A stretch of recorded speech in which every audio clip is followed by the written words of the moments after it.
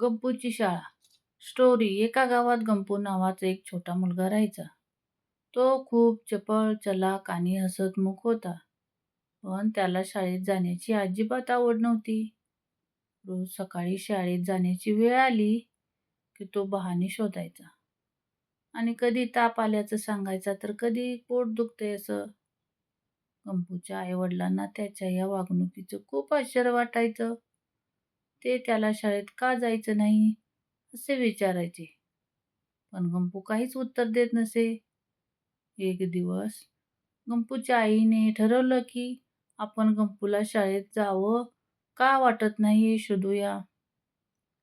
गंपूची आई एके दिवशी शाळेत गेली आणि तिने गंपूच्या शिक्षकांशी बोलून विचारले, गंपू शाळेत का येऊ इच्छित नाही? शिक्षकांनी सांगितलं की गंपूला शाळेतील काही गोष्टी आवडत नाहीत. काही वेळा इतर मुलं त्याला चिडवतात आणि तो त्यावर नाराज होतो. गंपूच्या आईने त्याला घरी नेल्यानंतर त्याच्याशी प्रेमाने बोलून तिने त्याला विचारलं, गंपू, तुला शाळेत काय आवडत नाही? गंपूने शेवटी सगळं सांगितलं. त्याला अभ्यासाचे विषय कठीण वाटायचे आणि इतर मुलं त्याला चिडवायची, म्हणून त्याला शाळा आवडत नव्हती.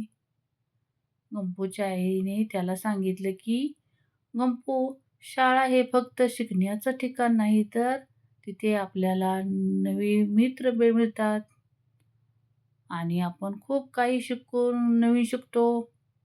तुझ्या शिक्षकांसोबत तुझ्या अडचणी बोल आणि त्यांना तुझी मदत करायला सांग. गंपूने दुसऱ्या दिवशी ठरवलं की तो शाळेत जाईल आणि त्याच्या शिक्षकांसोबत त्याच्या अडचणी बोलेल. शिक्षकांनी गंपूला समजावून घेतलं आणि त्याला अधिक सोप्या पद्धतीने शिकवण्यास सुरुवात केली. काही दिवसांनी गंपूला अभ्यासाची गोडी लागली आणि त्याला शाळेत जाणं आवडू लागलं. त्याने नवे मित्र बनवले आणि सर्वांशी चांगले संबंध ठेवले. गंपूच्या आईवडिलांना आनंद झाला की गंपूला शाळेत जायची इच्छा निर्माण झाली. त्याने त्याचे कौतुक केले आणि त्याला प्रोत्साहन दिलं. ही गोष्ट आपल्याला शिकवते की कधी-कधी आपल्याला आपल्या अडचणींचा सामना करावा लागतो आणि त्यांना कसे दूर करायचे हे शिकावे लागते.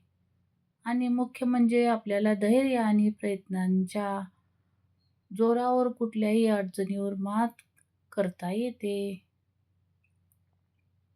मोरल. शिक्षणाचे महत्त्व आणि शाळेच्या सुरक्षिततेचे महत्त्व.